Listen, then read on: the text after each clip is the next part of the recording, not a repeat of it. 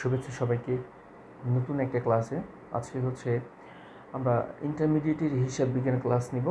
হিসাব বিজ্ঞানের প্রথম পত্রের ব্যাংক সমন্বয় বিবরণী করাবো, ঠিক আছে?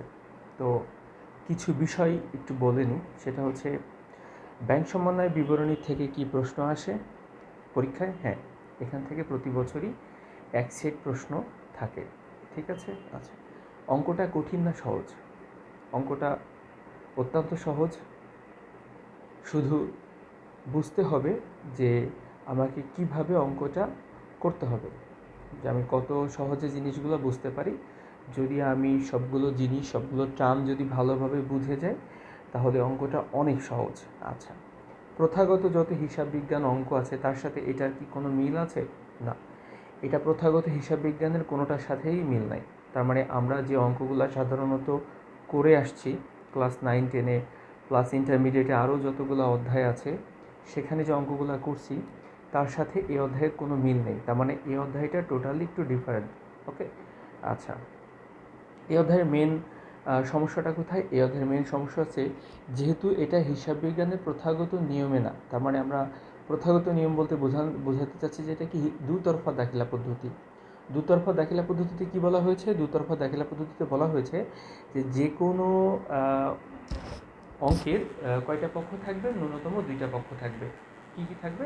একটা ডেবিট থাকবে, একটা ক্রেডিট থাকবে। সেখানে বলা হয়েছে কি সমপরিমাণ টাকা দ্বারা একটা পক্ষকে ডেবিট করতে হবে এবং সমপরিমাণ টাকা দ্বারা আর একটা পক্ষকে ক্রেডিট করতে হবে, যেটা হিসাব সমীকরণে আমরা এই সমান এল প্লাস ইতে দেখি, ঠিক আছে?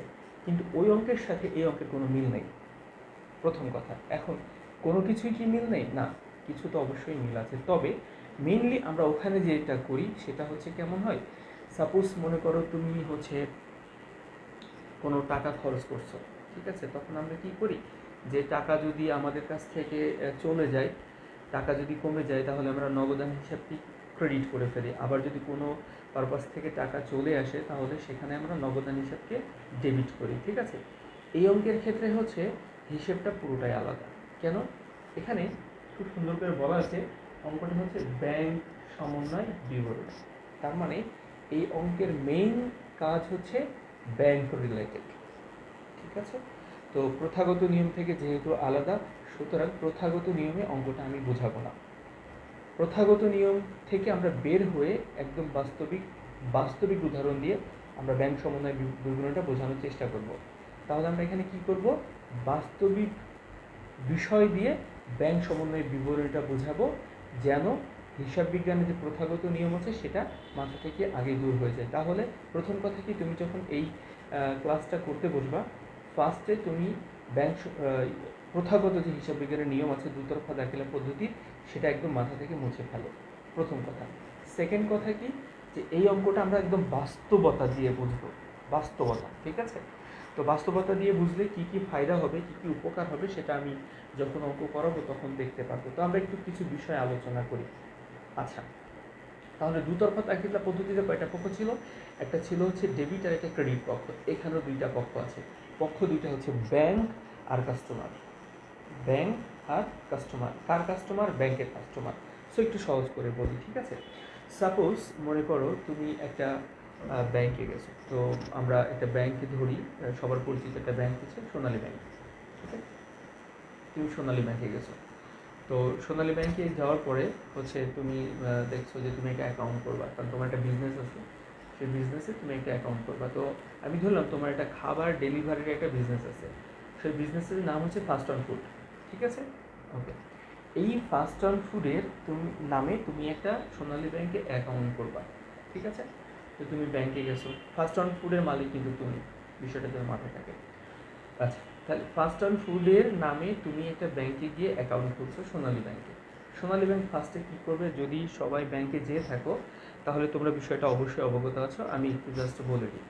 ব্যাংকে যখন যাওয়া হয় তখন ফার্স্টে কী করে, তোমার কাছ থেকে ডকুমেন্টসগুলো নিয়ে নিবে, তোমার কাগজপত্র যা যা আছে লাগবে সব নিয়ে তোমার নামে একটা অ্যাকাউন্ট করে দিবে, ঠিক আছে? অ্যাকাউন্ট করে দেওয়ার কাজটা কি, অ্যাকাউন্ট করার কাজটা কি আসলে? অ্যাকাউন্ট ব্যাংকের সাথে তোমার অ্যাকাউন্ট করলে কি হয় দেখো, ব্যাংকের সাথে যখন তুমি একটা অ্যাকাউন্ট করবা তখন ব্যাংকের সাথে তোমার একটা রিলেশন তৈরি হয়। এই রিলেশনটাকে বলা হয় হচ্ছে আমানতকারী বা জমাদানকারী একটা রিলেশন বলা হয়, ঠিক আছে। সেখানে তুমি কি করো, তুমি আমানতকারী হিসেবে গিয়ে সেখানে টাকা জমা করো, ডিপোজিটর যেটাকে আমরা ইংলিশে বলি, ডিপোজিটর, ঠিক আছে। আচ্ছা, তাহলে তুমি ফার্স্ট অন ফুডের নামে অ্যাকাউন্ট করছো সোনালী ব্যাংকে গিয়ে, সেখানে তুমি ফার্স্টে তুমি সেখানে কিছু টাকা জমা রাখছো। তো আমি ধরলাম, তো তুমি প্রথম যেদিন অ্যাকাউন্ট করছো সেখানে তুমি 10 লাখ টাকা জমা করছো, ঠিক আছে।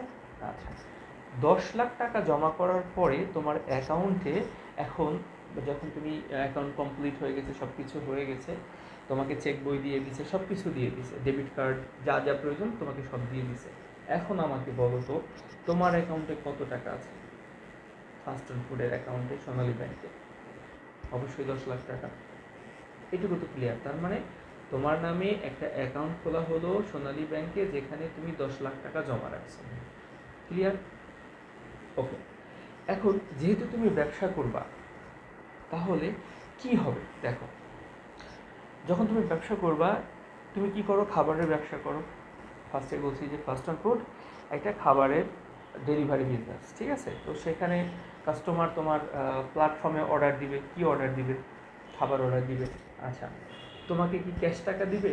অনলাইন যে ডেলিভারি ইয়েগুলো আছে সেগুলো কি ক্যাশ টাকা দেয়? হ্যাঁ, ক্যাশ টাকাও দেয়, প্লাস পাশাপাশি অনলাইন পেমেন্ট করে, ঠিক আছে। আচ্ছা, তুমি সেখানে অনলাইন পেমেন্টের ওখানে তুমি উল্লেখ করে দিছো যে আমাকে অনলাইন পেমেন্ট করতে হলে সোনালী ব্যাংকে পেমেন্ট করতে হবে।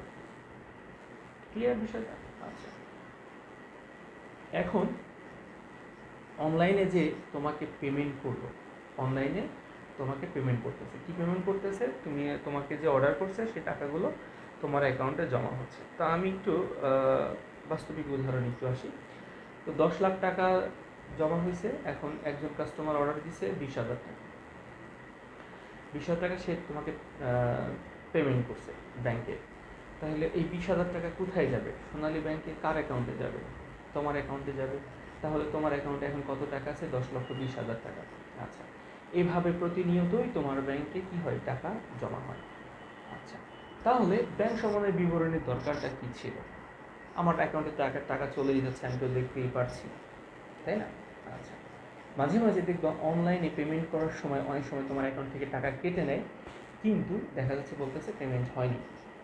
এটা আমরা খুবই হরহামেশাই দেখি যে টাকা কেটে নিচ্ছে অ্যাকাউন্ট থেকে, কিন্তু বলতেছে পেমেন্ট হয়নি। অথবা তুমি পেমেন্ট করছো, তারা বলছে যে না, আমরা পাইনি, কিন্তু তোমার অ্যাকাউন্ট থেকে টাকা কেটে নিছে।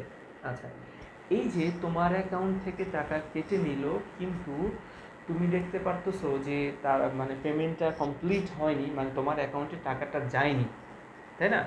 ওই যে 20,000 টাকা যে অর্ডার করছিল সেই লোকটা পেমেন্ট করছে তোমাকে, তোমার অ্যাকাউন্টে টাকা দিছে, উনি বলতেছে হ্যাঁ আমি টাকা দিয়ে দিছি, কিন্তু তুমি যখন তোমার ব্যাংক স্টেটমেন্ট যখন চেক করতেছো তখন, বা ব্যালেন্স চেক করতেছো, তখন সেখানে গিয়ে দেখতে পারতেছো কি যে না, আমি তো টাকা পাইনি 20,000 টাকা।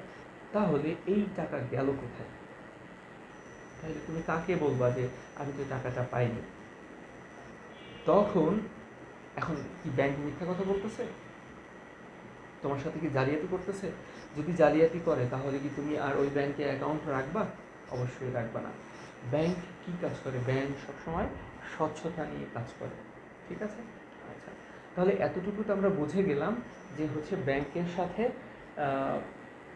লেনদেনটা হবে তোমার, এবং যার কারণে হচ্ছে একটা ঝামেলা তৈরি হয়। কি ঝামেলা তৈরি হয়? যে তোমার কোনো একটা টাকা দেখা যাচ্ছে ব্যাংক অ্যাকাউন্টে জমা হয়নি, বা তুমি কাউকে টাকা দিছো কিন্তু সেই টাকাটা নেয়নি। হ্যাঁ, সেক্ষেত্রে তুমি যখন ব্যাংকের ব্যালেন্স দেখতেছো সেখানে কিছু ডিফারেন্স দেখা যায়, তোমার অ্যাকাউন্টে কিছু ডিফারেন্স দেখা যায়। তো সেই ডিফারেন্সটা কি? তাহলে ফার্স্টে বলছিলাম যে ফার্স্টে 10 লাখ টাকা ছিল, তোমাকে 20,000 টাকা দিচ্ছে একজন, পেমেন্ট করছে। তাহলে তুমি জানো যে তোমার অ্যাকাউন্টে 10,20,000 টাকা থাকার কথা, কিন্তু তুমি যখন ব্যাংক অ্যাকাউন্টের ব্যালেন্স দেখতেছো তখন বলতেছে যে না, তোমার অ্যাকাউন্টে 10 লাখ টাকায় আছে। তাহলে বাকি 20,000 টাকার একটা যে ডিফারেন্স হয়ে গেল, যে তোমার হিসেবে থাকবে 10,20,000 টাকা, ব্যাংকের বলতেছে না, আপনার অ্যাকাউন্টে 10 লাখ টাকা আছে। মাঝখানে যে 20,000 টাকার একটা হিসেবের গড়মিল হলো, হিসেবের একটা কি হলো, গড়মিল হয়ে গেল না? ব্যাংক বলছে আপনার অ্যাকাউন্টে 10 লাখ টাকা আছে, তোমার মতে থাকার কথা হচ্ছে 10,20,000 টাকা, কারণ ওই যে 20,000 টাকা তোমাকে একজন দিছে। এই যে গড়মিলটা হলো, এই গড়মিলটা মীমাংস করার জন্য, এই গড়মিলটা সমাধান করার জন্যই মূলত ব্যাংক সমন্বয় বিবরণী বা ব্যাংক রিকনসিলিয়েশন স্টেটমেন্ট যেটা ইংরেজিতে বলা হয়। ঠিক আছে, তাহলে অলরেডি আমরা বুঝে গেছি, আমি কিন্তু ফার্স্টে বলেছিলাম যে এটা দুতরফা দাখিলা পদ্ধতির কোনো কাজ না, এটা তোমারই অ্যাকাউন্ট, তোমারই সব কিছু, তোমাকেই দেখতে হবে যে এখানে কি সমস্যার কারণে আমার অ্যাকাউন্টে টাকাটা জমা হলো না। এই জন্য আমরা বলছি প্রথাগত নিয়ম থেকে একটু আলাদা। কেন? কারণ হচ্ছে এখানে যে অ্যাকাউন্ট, ব্যাংকের যে অ্যাকাউন্ট, এটা ব্যাংকের অ্যাকাউন্টের মালিকও তুমি, সব কিছুই তুমি। ঠিক আছে, তোমারই টাকা, সব কিছুই তোমার, কিন্তু তারপরও কি হয়ে যাচ্ছে, গড়মিল হচ্ছে। এই গড়মিলটা সমাধান করার জন্য মূলত কী করতে হয়, ব্যাংক সমন্বয় বিবরণীটা, অঙ্কটা করতে হয়। ঠিক আছে, তাহলে আমরা এতক্ষণ বুঝতে পারলাম যে আসলে অঙ্কটা কী নিয়ে, কী সমস্যাগুলো হতে পারে। এখানে সমস্যায় একটাই সমস্যা হবে কি, তোমার যে অ্যাকাউন্ট আছে এই অ্যাকাউন্টে টাকার গড়মিল হবে। এই গড়মিলটা আমরা এখান থেকে সমাধান করব। এখন প্রশ্ন হচ্ছে যে এটা গড়মিল হয় কিভাবে, সেটা একটু কয়েকটা উদাহরণ দিয়ে আমি বুঝাই দিচ্ছি। ঠিক আছে, আচ্ছা, তো আমরা একটু সহজ উদাহরণ আসি এবারে। তো তোমার অ্যাকাউন্টে এখন বর্তমানে তুমি আজকে দেখছো যে তোমার অ্যাকাউন্টে 1,00,000 টাকা আছে। তো 1,00,000 টাকা আছে, তুমি, তোমার বাবা ফোন দিচ্ছে তোমাকে, বলতেছে যে আমার 50,000 টাকা লাগবে। ঠিক আছে, তো তোমার বাবাকে তুমি কী করছো, একটা চেক দিয়ে দিছো 50,000 টাকা। তো তোমার বাবা নিয়ে গেছে, নিয়ে যাওয়ার পরে তুমি তো জানো তোমার অ্যাকাউন্টে কত টাকা আছে, যেহেতু 50,000 টাকা চেক দিয়ে দিছো, তোমার হিসেব মতো তার 50,000 টাকা থাকার কথা, তাই না? আচ্ছা, তো 3-4 দিন পরে তুমি ব্যাংকে গেছো কোনো একটা কাজে, গিয়ে টাকা উঠাইতে গেছো। হ্যাঁ, উঠাইতে গেছো, তো তুমি বলতেছো যে আমার অ্যাকাউন্টে কত টাকা আছে একটু চেক করে দাও, ব্যাংকে গিয়ে বলছো। তো তখন চেক করছে, তখন থেকে তোমার অ্যাকাউন্টে এখন 1,00,000 টাকাই আছে 2-3 দিন পরেও। তো তখন তোমার মনে প্রশ্ন জায়গাটা স্বাভাবিক ব্যাপার, কী ব্যাপার, আমি তোমার বাবাকে 50,000 টাকা দিছি, আমার কাছে তো ব্যাংকে 1,00,000 টাকা ছিল, তাহলে তার 50,000 টাকা থাকার কথা, তাহলে এই 50,000 টাকা কে দিল? একটা প্রশ্ন না, যে আমার অ্যাকাউন্টে কে টাকা দিল, একটা প্রশ্ন থেকে যায়। তখন তুমি কী করো, তখন তুমি ব্যাংকে বলো যে হচ্ছে আমি তো একটা চেক দিয়েছিলাম, তো আমি তো একটা চেক দিয়েছিলাম, আমার তো এই টাকা থাকার কথা না, আমার তো এই টাকা থাকার কথা না, তাহলে এই টাকাটা আসলো কোথা থেকে? তখন তারা জিজ্ঞেস করে আপনি কাকে চেক দিয়েছিলেন? তখন তুমি অবশ্যই বলবো আমার বাবাকে দিয়েছিলাম। তো তখন তারা কি করে, এই যে 2-3 দিন মাঝখানে যে গ্যাপ গেছে, এই 2-3 দিন মানে যে তারিখ থেকে তুমি চেকটা দিছো সেই তারিখ থেকে যে তারিখে তুমি ব্যাংকে গেছো এই তারিখে সে স্টেটমেন্ট চেক করে, এই বিবরণী যেটাকে আমরা বলি স্টেটমেন্ট চেক করে। স্টেটমেন্ট চেক করে দেখে কি এমন কোনো টাকা কি করেনি, কেউ টাকা উঠায়নি, এরকম চেক দিয়ে কেউ টাকা উঠায়নি, মানে এই 2-3 দিনে কেউই টাকা উঠায়নি। তখন তুমি তোমার বাবাকে ফোন দিছো যে বাবা তোমাকে তো চেক দিয়েছিলাম, তুমি কি টাকাটা নিছো? তখন যদি বাবা যদি বলে হ্যাঁ নিছি, তাহলে হয়তো কোনো ঝামেলা। আর যদি না নেয় তাহলে তো বাবা বলবে যে না আমি তো টাকা নিই নেই, প্রয়োজন হয়নি তাই আমি ব্যাংকে যাইতে পারি নাই। ঠিক আছে, আচ্ছা, তাহলে সে কিন্তু বুঝে গেল না আমার বাবা তো টাকা তাহলে নেয়নি, তারপর আমার অ্যাকাউন্টে 1,00,000 টাকাই থাকবে। ক্লিয়ার বিষয়টা? আচ্ছা, তাহলে এখানে যে মীমাংসটা করে, যে ভুলগুলা হচ্ছে মীমাংস করে, এখানে আমরা কয়টা পক্ষ দেখতে পাচ্ছি? 2টা পক্ষ। একটা হচ্ছে কি ব্যাংকের যে কর্মকর্তাগুলো থাকে বা ব্যাংক নিজেই এই ভুলগুলো সংশোধন করে, অথবা তোমার অ্যাকাউন্ট তুমি নিজে এই ভুলগুলো সংশোধন করতে পারবা। তাহলে 2জন, একটা হচ্ছে ব্যাংক নিজে আর তুমি নিজে। কারণটা কি, এই যে 50,000 টাকার চেক তুমি তোমার বাবাকে দিয়েছিলে, তোমার বাবা তো টাকা উঠায়নি, তাই না? তাহলে এখানে টাকাটা মানে এখানে ভুলটা কার ছিল, ব্যাংকের ছিল না তোমার ছিল? তোমার যে হিসেবের ভুলটা, মানে হিসেবের যোগফল যে করছে এই ভুলটা কার ছিল? তোমার ছিল। কারণ কি, তুমি বলতেছো যে আমার বাবা টাকা চেক দিয়েছে, আমার বাবা টাকা নিয়ে যাওয়ার কথা, কিন্তু ব্যাংক কি বলতেছে যে না আপনার বাবা এই 2-3 দিনে ব্যাংকে আসেনি। তার মানে ভুল কি তোমার না তোমার বাবার? তোমার, অবশ্যই তোমার। কারণ কি, তুমি যাকে চেক দিয়েছো সে ব্যাংকে যায়নি। ঠিক আছে, আচ্ছা, এটা একটা। আরেকটা জিনিস কি হতে পারে, সেটা হচ্ছে যে তোমার বাবা গিয়েছে ব্যাংকে, টাকাও নিয়েছে, কিন্তু তুমি এখন বলতেছো আমার ব্যাংকে না 1,00,000 টাকা থাকার কথা, কেন 50,000 টাকা? তুমি যে তোমার বাবাকে চেক দিয়েছো এইটা তোমার খেয়াল নেই, এটা তোমার কি নেই, খেয়াল নেই, তখন কি করতে পারে, এখানেও কিন্তু তোমারই ভুল হচ্ছে যে আমার তখন স্টেটমেন্ট চেক দিবে, দেখবে যে তোমার বাবা এরকম একটা চেক দিছো, তখন তোমাকে দেখাবে এই যে দেখেন আপনি একটা চেক দিয়েছিলেন এত টাকা এই অমুককে, বলবো হ্যাঁ আমার বাবাকে দিয়েছিলাম আমার মনে পড়ছে। এক্ষেত্রেও কিন্তু তোমার ভুল হচ্ছে, তার মানে ভুলটা কিন্তু তোমার হচ্ছে। এখন ব্যাংক কি ভুল করে না? হ্যাঁ, ব্যাংকও ভুল করতে পারে। কেমন ভুল করতে পারে? দেখো, তোমার বাবাকে কত টাকা চেক দিয়েছিলে? 50,000 টাকা চেক। যখন চেকটা দিয়েছিলা তুমি যাকে, সে কি করছে, তোমার যখন চেকটা তুমি 50,000 টাকা চেক দিছো, কিন্তু দেখা যাচ্ছে যে চেকের গায়ে 50,000 টাকার পরিবর্তে 5,000 টাকা লেখা ছিল, 5,000 টাকা লেখা ছিল। অথবা যে ব্যক্তি কাজ করছে, যে ব্যক্তি তোমার অ্যাকাউন্ট নিয়ে কাজ করছে, সে সেটাকে 5,000 টাকা ভুলবশত খেয়াল করছে এটা 5,000 টাকা লেখা। অথবা যখন সে এন্ট্রি দিছে সিস্টেমে, তার মানে হচ্ছে কম্পিউটারে যখন সে এন্ট্রি দিছে তোমার অ্যাকাউন্ট থেকে, তখন সে 50,000-এর স্থলে 5,000 টাকা লিখে ফেলছে ব্যাংকের কোনো কর্মকর্তা। কিন্তু তোমার বাবাকে 50,000 টাকায় দিয়ে দিছে, তোমার বাবা কিন্তু 50,000 টাকা নিয়েই চলে আসছে।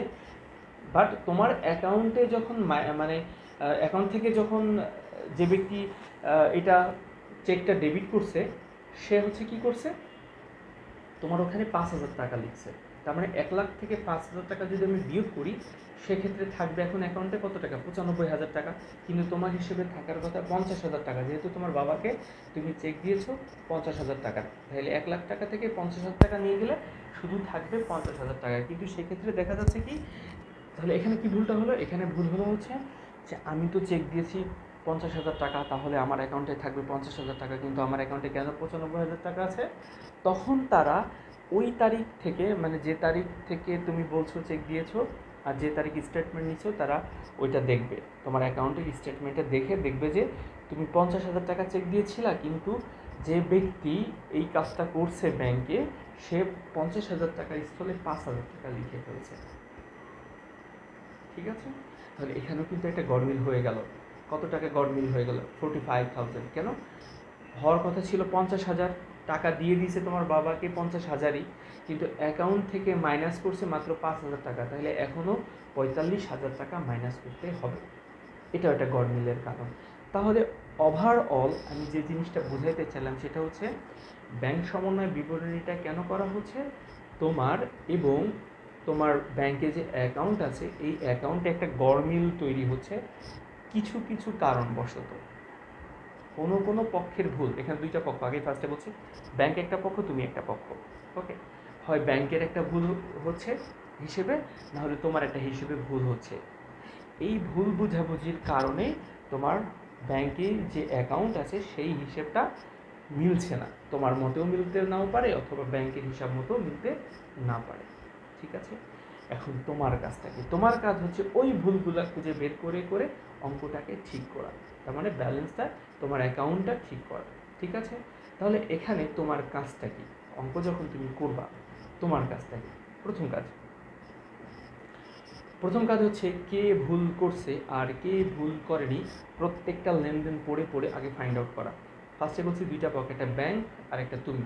তোমাকে এই অঙ্কের ভাষায় নগদ বলা হয়, আর ব্যাংকের যে থাকবে তাকে ব্যাংক বলা হচ্ছে। ঠিক আছে, তাহলে তোমার হিসাবটা হচ্ছে ব্যাংক, তোমার হিসাবটা হচ্ছে নগদ, আর হচ্ছে ব্যাংকে যে করবে সেটা হচ্ছে ব্যাংক হিসাব।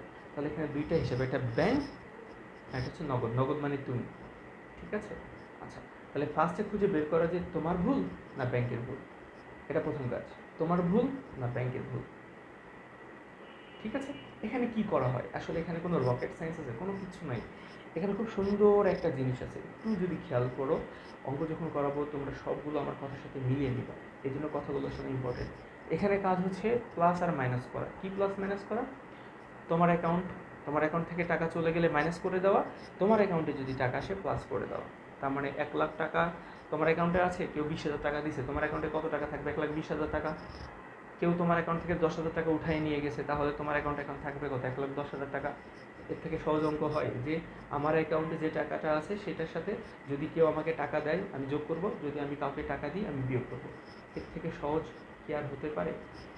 তো এখানে আমাদের খেয়াল করতে হবে যে হচ্ছে আমি টাকা দিচ্ছি না নিচ্ছি, আমার অ্যাকাউন্টে টাকা কি আসছে না আমার অ্যাকাউন্ট থেকে টাকা চলে যাচ্ছে। তো কয়েকটা কথা লেখা থাকে, সেক্ষেত্রে আমি একটু কথাগুলো বলে দিই। একটা হচ্ছে যদি অঙ্কে ইস্যু, পরিশোধ, চার্জ, প্রদান, ইস্যু, পরিশোধ, চার্জ, প্রদান, এই কথাগুলো যদি লেখা থাকে সাধারণত তার অর্থ হচ্ছে তোমার অ্যাকাউন্ট থেকে টাকা মাইনাস হবে, মানে বিয়োগ হবে। ঠিক আছে? আচ্ছা, আবার যদি প্রাপ্তি, আদায়, জমা, মঞ্জুর, প্রাপ্তি, আদায়, জমা, মঞ্জুর, এই কথাগুলো লেখা থাকে, তার মানে বুঝতে হবে তোমার অ্যাকাউন্টে টাকাটা যোগ হবে, প্লাস হবে, মানে টাকা তোমার অ্যাকাউন্টে ঢুকবে। ঠিক আছে? তাহলে এই কথাগুলো তুমি যদি মনে রাখো তাহলে খুব সহজে অঙ্কটা করতে পারবা। এখন আমরা কি দেখব অঙ্কে? আমরা দেখব যে আমার যদি প্লাস হওয়ার কথা, তাহলে হয় একজন প্লাস করবে আরেকজন করবে না। আরেকজন বলতে কি বুঝেছি? ব্যাংক আর তুমি। হয় তুমি প্লাস করছো, ব্যাংক প্লাস করেনি, হয় তুমি মাইনাস করছো, ব্যাংক মাইনাস করেনি। এই দুইজনেরই ভুল হবে। ঠিক আছে? তাহলে আমরা ফাইন্ড আউট করব কে কাজটা করছে। আমরা ফাইন্ড আউট কী করব? কে কাজটা করছে সেটা লিখে রাখবো। কে করেনি এটা নিয়ে মাথা ব্যথা নেই। কে কাজটা করছে? ব্যাংক কি প্লাস করছে না তুমি প্লাস করছো? যদি ব্যাংক প্লাস করে তাহলে আমরা ওই হিসেবের পাশে লিখে রাখবো বি প্লাস, আর যদি তুমি প্লাস করো তাহলে সেই হিসেবের পাশে লিখে রাখবো সি প্লাস। সি বলতে কি বুঝাইছি? সি বলতে হচ্ছে ক্যাশ, ক্যাশ মানে নগদ, নগদ মানে তুমি। তার মানে হচ্ছে ব্যাংক যদি কোনো কিছু যোগ করে, আমরা যদি লেনদেনটা করে বুঝতে পারি এটা ব্যাংক যোগ অথবা বিয়োগ দুইটা যে কোনো একটা করতে পারি। যেটাই করুক না কেন, যোগ হোক বা বিয়োগ হোক, যে করছে যোগ অথবা বিয়োগ আমরা তার নামটা লিখে রাখবো। যদি ব্যাংক করে বি প্লাস, তুমি করলে সি প্লাস। তো তোমাকে লেনদেনটা পড়ে বুঝতে হবে এখানে কাজটা হচ্ছে এটা, যে কাজটা কে করছে। তার মানে ভুল হোক সঠিক হোক যেটাই হোক না কেন, কাজটা কে করছে। ঠিক আছে? এই যে এতক্ষণ পর্যন্ত আমি যে কথাগুলো বললাম, এই কথাগুলো তুমি যদি বুঝে যাও তাহলে অঙ্কটা অনায়াসে তোমরা বুঝতে পারবা। ঠিক আছে? আচ্ছা, তো আশা করি তোমরা কথাগুলো বুঝতে পারছো। যদি কোনো প্রশ্ন থাকে অবশ্যই আমাকে জিজ্ঞেস করবা। ঠিক আছে? আচ্ছা, এবার আমি বোর্ডে কিছু কথা লিখে রাখছি। আসি, এখানে কি আছে? ব্যাংক সমন্বয় বিবরণী। ঠিক আছে? আচ্ছা, ব্যাংক সমন্বয় বিবরণীতে কয়টা পক্ষ ছিল? একটা হচ্ছে তুমি, এই যে আমি একটা মানুষের ছবি আঁকায় রাখছি, আর এখানে আমি একটা ছোট্ট একটা ঘর আঁকায় রাখছি। আমি যদিও অত ভালো আর্টিস্ট না। এখানে লিখে রাখছি এটা কি? ব্যাংক। তো আমি এখানে একজনের নাম দিছি, এটা হচ্ছে রহিম। তো আমি এখানে রহিম না দিয়ে এটা আমি তুমি করে দিই, ইউ লিখে। হ্যাঁ, তুমি। তোমার আর ব্যাংকের ভিতরে একটা কি হয়েছিল? অ্যাকাউন্ট হয়েছিল। অ্যাকাউন্টের নাম কি ছিল? First on food. এই একটা অ্যাকাউন্ট, এটা হচ্ছে অনলাইন ফুড ডেলিভারি একটা প্ল্যাটফর্ম। ঠিক আছে? অনলাইন ফুড সেল করে, এটা অনলাইন ফুড সেল করতেছে। ঠিক আছে? আচ্ছা, তাহলে এই তুমি আর ওই যে ব্যাংকের মাঝখানে একটা অ্যাকাউন্ট হয়েছে, সেটা হচ্ছে কি যে ফার্স্ট অন ফুড নামে একটা অ্যাকাউন্ট খুলছো তুমি। ওই অ্যাকাউন্ট খোলার পরে এখানে তো কিছু টাকাও রাখছো। সেই টাকাটা আমি বলছিলাম কত টাকা? সাপোজ 1,00,000 টাকা তুমি সেখানে রাখছো। তাহলে তোমার যে অ্যাকাউন্টের ব্যালেন্স এখন কত টাকা আছে? ব্যালেন্স হচ্ছে 1,00,000 টাকা আছে। ঠিক আছে? আচ্ছা, তো তোমার যে কাস্টমার, এই যে আমি এখানে লিখে রাখছি, দেখো তোমার যে কাস্টমার, এই কাস্টমারগুলো হচ্ছে কি করবে? যখন অর্ডার করলে তারা তোমাকে অর্ডার যখনই করবে তখন পেমেন্ট করবে। এই পেমেন্ট যখন করবে, সাপোজ কাস্টমার ফার্স্ট একজন 10,000 করলো, একজন 20,000 করলো, আর একজন হচ্ছে 5,000 করলো। এই পেমেন্টগুলো কি হবে? তোমার অ্যাকাউন্টে সরাসরি জমা হয়ে যাবে। ঠিক আছে? তার মানে কি হবে? প্রথম যেজন করছে 10,000, 20,000, এভাবে প্রত্যেকটা জমা হতে হতে কত টাকা হয়ে যাবে তোমার অ্যাকাউন্টে? দেখো এখানে 10, 30, 35, এখানে তাহলে 35,000 টাকা তোমার অ্যাকাউন্টে জমা হয়ে এখানে 1,35,000 টাকা হয়ে যাবে। ঠিক আছে? আচ্ছা, তো পেমেন্ট করে দিছে, অর্ডার করে দিছে। এখন কোনো একটা কাস্টমার দেখা যাচ্ছে সে বলতেছে আমার খাবার পছন্দ হয়নি, আমি এই অর্ডারটা রিটার্ন করতে চাচ্ছি। তার মানে অর্ডার এখন কি করছে? সে রিটার্ন করছে। রিটার্ন করলে পরে মনে করে একজন ওই যে 5,000 টাকা যে অর্ডার করছিল সে এটা রিটার্ন করছে, ফেরত দিছে। তাহলে ফেরত দিলে ওনার টাকাটা তোমাকে ফেরত দিতে হবে না? তাহলে ফেরত দিলে এখান থেকে কি হয়ে যাবে? মাইনাস। তার মানে তোমার অ্যাকাউন্টে কত টাকা থাকবে? 1,30,000 টাকা। ঠিক আছে? তাহলে তুমি কি করতেছো, যখন কাস্টমার অর্ডার করতেছে তোমার অ্যাকাউন্টে টাকা জমা হয়ে যাচ্ছে, অর্ডার যখন রিটার্ন দিচ্ছে তখন তোমার টাকাটা মাইনাস হয়ে যাচ্ছে। তাহলে তোমাকে আমি কি বলছিলাম ফার্স্টে, যে তোমার যে অ্যাকাউন্ট থাকবে সেই অ্যাকাউন্টে যোগ করা আর বিয়োগ করা। গড়মিলটা কোথায় হবে, এই যে তোমাকে যে রিটার্ন করছে, অর্ডার যে রিটার্ন করছে, তুমি যে 5,000 টাকা দিছো, সাপোজ তুমি এটা লেখোনি বা এই টাকাটা মাইনাস করোনি, টাকাটা মাইনাস করোনি, মাইনাস না করলে তোমার অ্যাকাউন্টে কত টাকা থাকবে, 1,35,000 টাকা। কিন্তু হিসেব অনুযায়ী তো তোমার অ্যাকাউন্টে 1,30,000 টাকা থাকার কথা, কারণ একটা কাস্টমার অর্ডার রিটার্ন করছে, তার টাকাটা ফেরত দেওয়া হয়েছে। এই যে গড়মিলটা হয়েছে, তখন এইটা আমরা খুঁজে বের করবো যে এই কোনটা বাদ গেছে এবং ওইটা কি হয়েছে, এটা প্রশ্ন দেওয়া থাকবে, এটা নিয়ে অরিড হওয়ার কিছু নাই। তো আমাদের কাজটা কি, যে ভুল টাকার এটা খুঁজে, মানে কে কাজটা করছে, মানে মাইনাসটা কে করছে, প্লাসটা কে করছে, এটা বের করবো যে প্লাস কি ব্যাংক করছে না আমি করছি। এটা যখন আমি অঙ্ক করব তখন একটা একটা করে সুন্দর করে পড়ায় বুঝাই দেবো ইনশাল্লাহ। তো আমরা হচ্ছে নেক্সট অঙ্ক দিয়ে স্টার্ট করবো। ওকে, থ্যাংক ইউ সবাই।